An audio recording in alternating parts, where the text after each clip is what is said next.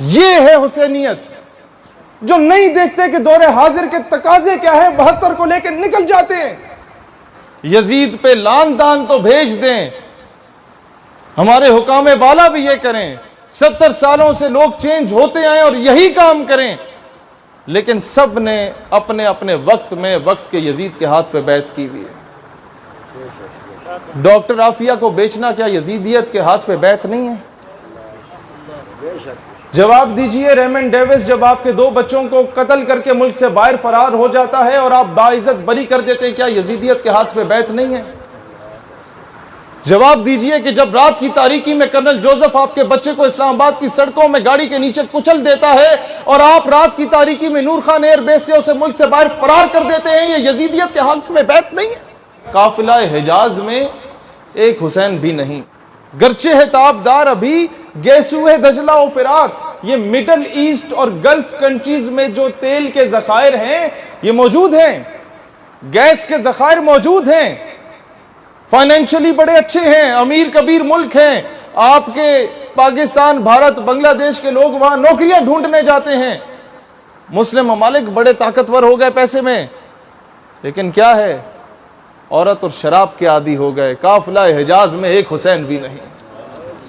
Concept क्या है हुसैनियत का? साल के बाद महफिल कराना, हमारे साथ मिलकर नारे लगाना। जब आप मस्जिद में जिहाद का जिक्र करें, अगले दिन इमाम साहब गायब होते हैं, पर्चे कटना शुरू हो जाते हैं।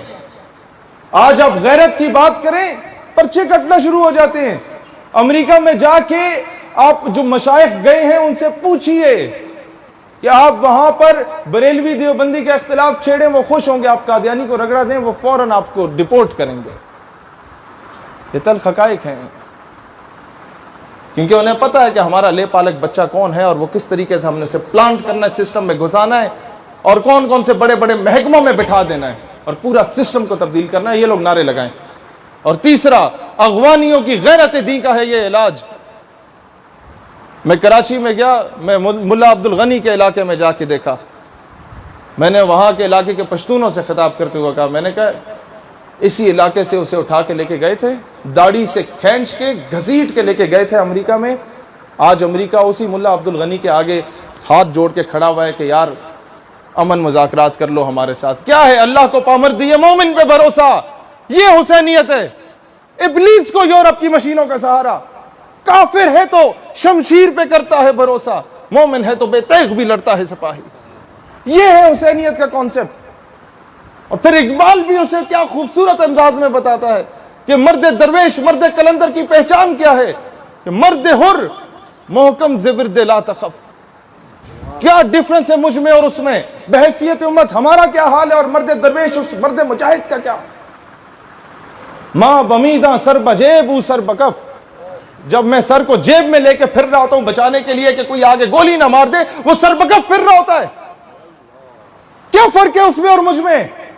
इनायात का कि मां कलीसा दोस्त, मां मस्जिद फरोश। मैं सिलेबियों से दोस्ती कर बैठा, मैंने मस्जिद और मिंबर को बेच दिया, मैंने मेहराब और मिंबर को बेच दिया, मैंने अपने ईमान का सौदा कर लिया। और वो मर्द दरवेश उसके साथ क्या हो रहा था उस वक्त जो मैदान जिहाद में होता है? मां कलीसा दोस्त, मां मस्जिद फरोश, ऊज़ दस्ते मुस्तफा पैमाना नोश। जब मैं रात की तारीकी में ख्वाब गफलत से बेदार होने को तैयार नहीं होता, उसे बारगाह नबवी से पैमाने आ रहे होते हैं। हकीकत अबदी है मकाम शब्बीरी, वो कांस्टेंट है हुसैनियत। चेंज क्या होता है? बदलते रहते हैं अंदाज कूफी और शामी।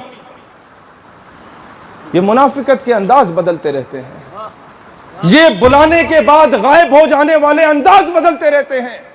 जब बड़े बड़े लोग बोल रहे होते हैं कश्मीर में मैदान करबला बरपा है, मैंने उससे पूछ लिया हुकूमती नुमाइंदे से, मैंने कहा अच्छा कश्मीरी हुसैनी है? कहता हाँ। मैंने कहा हिंदुस्तानी फौज? कहता यजीदी है। मैंने कहा बताओ फिर कूफे वाला कौन है?